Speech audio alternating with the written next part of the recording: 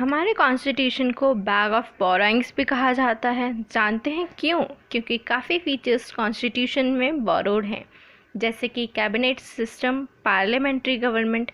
ऐसे ही हैं हमारे फंडामेंटल राइट्स, जिन्हें हम आम भाषा में ह्यूमन राइट्स भी कहते हैं। हे एवरीवन, मैं हूँ Mansi. Welcome to my channel M square study. And आज हम हमारे इन्हीं फंडामेंटल राइट्स के बारे में इस वीडियो में डिस्कस करेंगे। लेकिन उसके लिए जल्दी से मेरे चैनल को सब्सक्राइब कर दीजिए, प्लस इस वीडियो को लाइक एंड शेयर कर दीजिए। FR जो हमारी फंडामेंटल राइट्स हैं, इसे मैं शॉर्ट में FR भी बोल दूँगी, तो आप कंफ्यूज मत हुइएगा। फंडामेंटल राइट्स की जो डिमांड है कॉन्स्टिट्यूशन ऑफ इंडिया बिल 1895 की फॉर्म में आई थी, जो बाल गंगाधर तिलक की गाइडेंस में बनाया गया था, जिसे स्वराज बिल 1895 भी कहते हैं।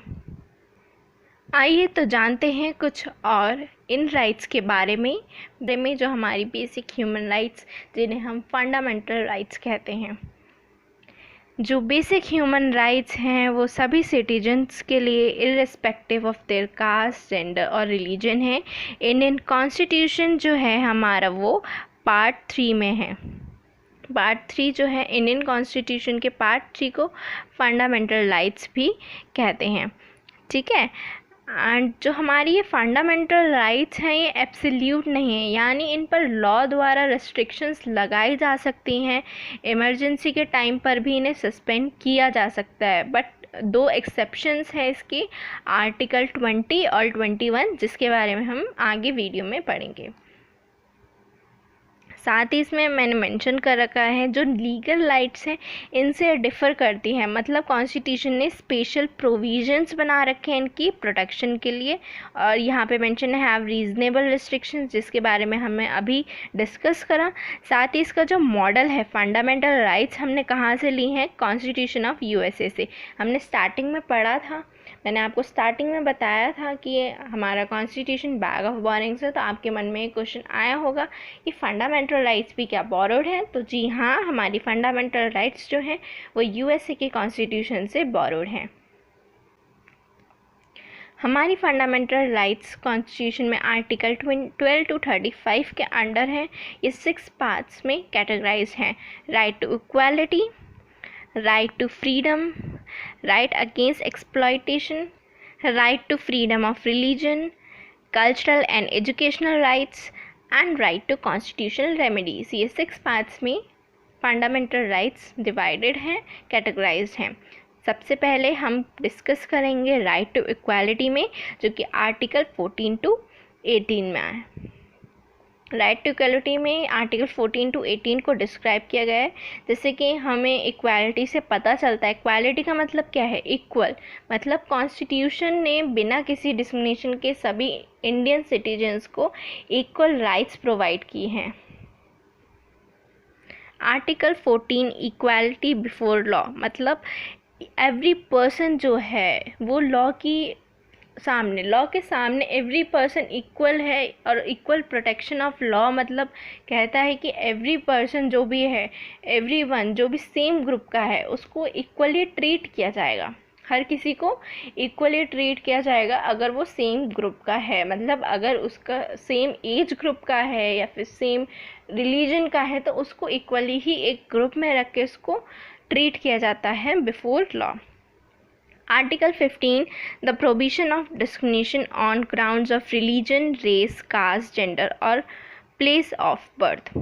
मतलब ये किसी भी सिटीजन को on grounds of religion, race, caste, religion, sex discriminate नहीं करता है, भेदभाव नहीं करता है, और ना ही कोई कंडीशन रखता है। अगर कोई पब्लिक रेस्टोरेंट, शॉप हो, होटल्स हो, और ऐसी कोई भी जगह जाता है, तो वहाँ पे उसको ये डिस्क्रिमिनेट नहीं किया जाएगा कि ये मेल है या फीमेल है और वाइट है, ब्लैक है। ऐसे डिस्क्रिमिनेशन नहीं होता है। कुछ एक्सेप्शंस हैं जो स्पेशल फेवर हैं, दैट डिपेंड्स, या ये सोशल कास्ट और सोशल ट्राइब हम देखते हैं, या फिर कहीं पे वुमेन को, जैसे आप मेट्रो वगैरह में भी जाते होंगे तो वहाँ पे कहीं ना कहीं प्रिजर्व सीट्स होती हैं उनकी, रिजर्व्स या चिल्ड्रन, इन सबको प्रोवाइड किया जाता है, बट वो डिस्क्रिमिनेशन के अंडर नहीं आता है। ठीक है। Article 16 equality of opportunity in public employment, मतलब एम्प्लॉयमेंट अपॉर्चुनिटी सबको, इक्वालिटी ऑफ अपॉर्चुनिटी मतलब अपॉर्चुनिटी की equality in public employment, plus her citizen को जो इक्वल अपॉर्चुनिटी मिलती है, चाहे वो किसी भी एम्प्लॉयमेंट में, ऑफिस में किसी के अंडर हो, उसको इक्वल अपॉर्चुनिटी मिलती है। सेम यहाँ पे भी आपको एक्सेप्शन मिलते हैं schedule caste, schedule tribe article के under. Article 17 abolition of untouchability, untouchability को अबॉलिश करता है, मतलब छूत जो हम बोलते हैं, छुआछूत, उसको ये हटा देता है।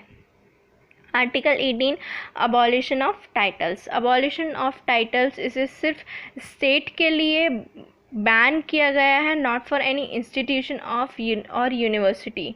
ठीक है, सिर्फ स्टेट के लिए बैन है ये, जैसे पहले लगाते थे नवाब वगैरह इस टाइप से, तो ये सब बैन कर दिया गया है। किसी इंस्टीट्यूशन या यूनिवर्सिटी के लिए ये बैन नहीं है। 18 अबॉलिशन ऑफ टाइटल्स। नेक्स्ट है हमारे right to freedom. Article 19 to 22 describe किए गए हैं इन राइट टू फ्रीडम। आर्टिकल 19 में हमें कई सारे फ्रीडम्स देखने को मिलते हैं। Freedom of speech and expression, freedom of assembly, freedom to form associations, freedom of movement, freedom to reside and settle, freedom of profession, occupation, trade और business। 6 freedoms प्रोवाइड करता है आर्टिकल 19 हमें। जब भी इंडिया की इंटीग्रिटी, स्टेट की security और friendly relations foreign country के साथ जो होते हैं, फ्रेंडली रिलेशंस, तब जब भी इन सब की बात आती है तो स्टेट हमारी फ्रीडम ऑफ स्पीच जो है इस पर रेस्ट्रिक्शंस लगा सकता है। ठीक है, इस पर रेस्ट्रिक्शन लगा सकता है। जैसे हमने अभी स्टार्टिंग में पढ़ा था कि ये एब्सोल्यूट नहीं है, लॉ के द्वारा इन पे रेस्ट्रिक्शंस लगाया जाता है। तो यहीं पे मैंने आपको एक्सप्लेन करा है कि जब भी इंडिया की कोई भी इंटीग्रिटी या उसकी सिक्योरिटी या फॉरेन से जो भी फ्रेंडली रिलेशंस हैं इंडिया के, इनके बारे में जब भी बात आती है तो लॉ के द्वारा इन पे रेस्ट्रिक्शन लगाया जा सकता है कि आपकी फ्रीडम जो है, स्पीच की फ्रीडम, आपकी मूवमेंट, जब आप आर्टिकल 144 भी देखते होंगे तो इन सब पे आपका रिस्ट्रिक्शंस लगाए दिए जाते हैं। ठीक है, सॉरी मैंने आर्टिकल 144 पढ़ा है, जो धारा 144 आपकी लगती है। ठीक है, जैसे अभी भी हमारा जो है कोविड-19 चल रहा है, इसके लिए हमारी जो फ्रीडम ऑफ मूवमेंट है इसको रिस्ट्रिक्ट कर दिया गया था। अभी थोड़े जैसे लॉकडाउन था तो आप नहीं जा सकते थे, कहीं पे भी मूव नहीं कर सकते थे, तो यही जो है फ्रीडम रोक दी गई। Article 20 protection in respect of conviction for offences. Article 20 ये रेस्ट्रिक्ट करता है कि ऑफेंस के लिए एक बार से ज़्यादा पनिशमेंट नहीं दी जा सकती। एक ही ऑफेंस के लिए बार बार एक बार से ज़्यादा पनिशमेंट नहीं दी जा सकती।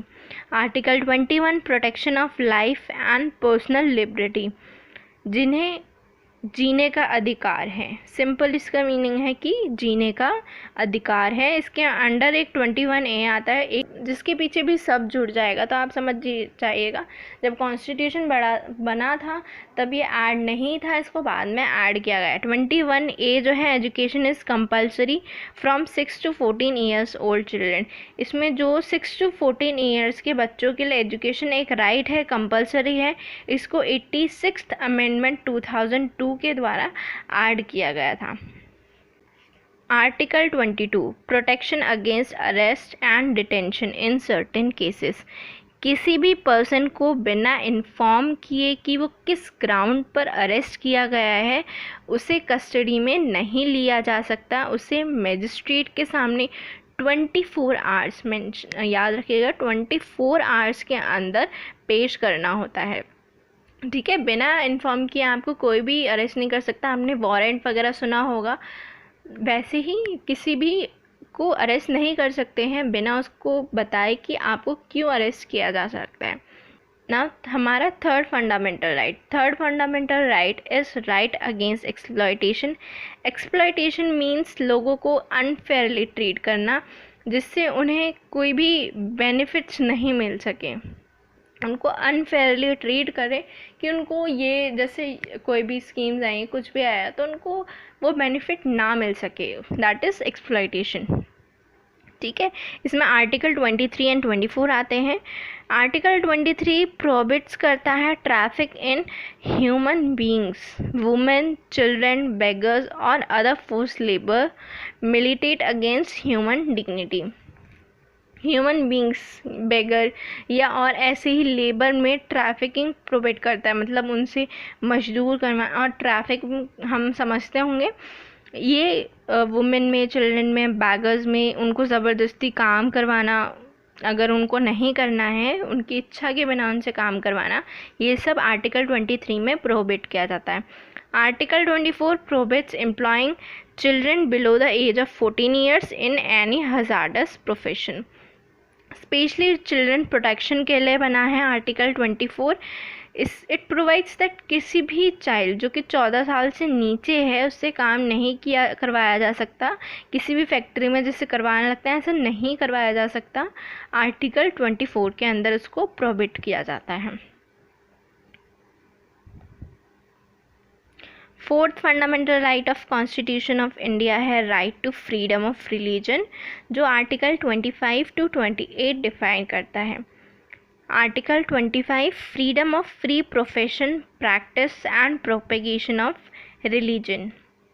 ये हर पर्सन को रिलीजन को प्रैक्टिस करने, उसको स्प्रेड करने, फैलाने के लिए, मतलब एंड पीपल को बिलीव कराने की फ्रीडम देता है। मतलब हर पर्सन को ये राइट है कि वो अपने रिलीजन को प्रैक्टिस कर सके, उसे स्प्रेड कर सके, साथ ही उसमें बिलीव भी करवा सके इसके रिलीजन में। Article 26 manage religious affairs.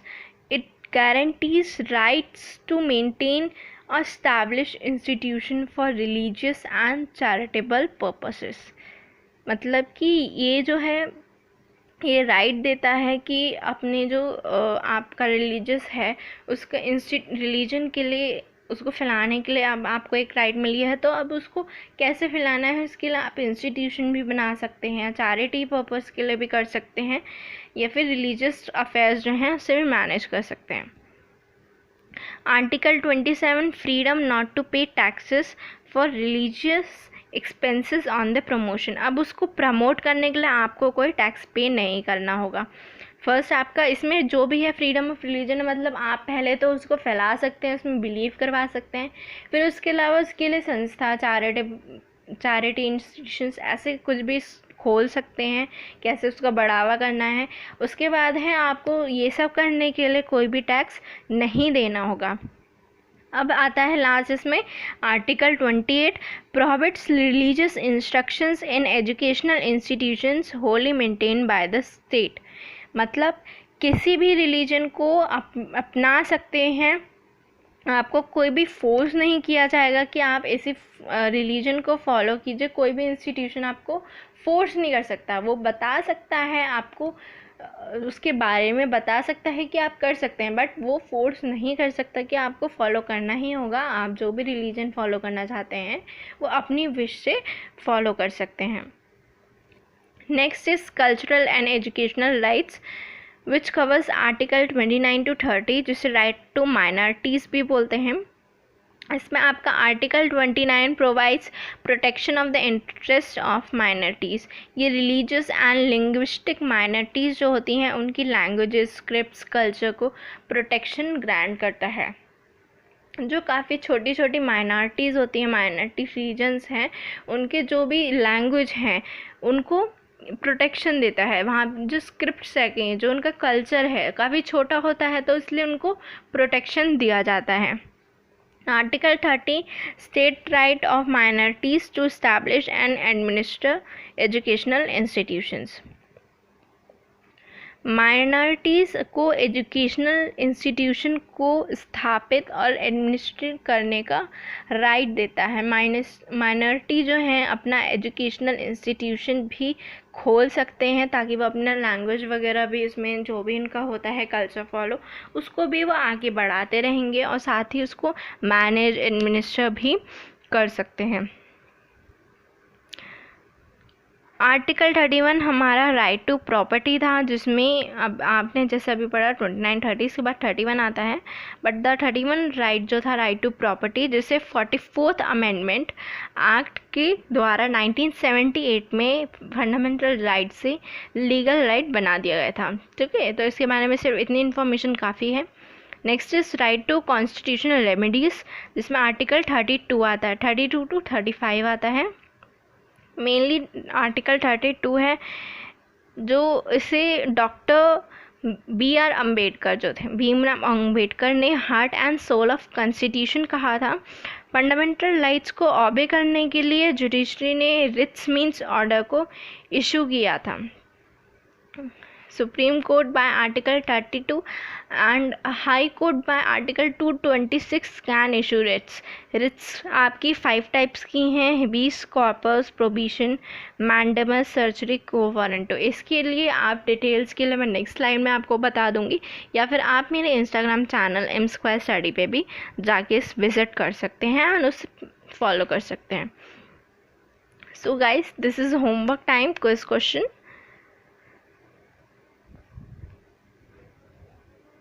And the question is, which of the following is correct with respect to right against exploitation?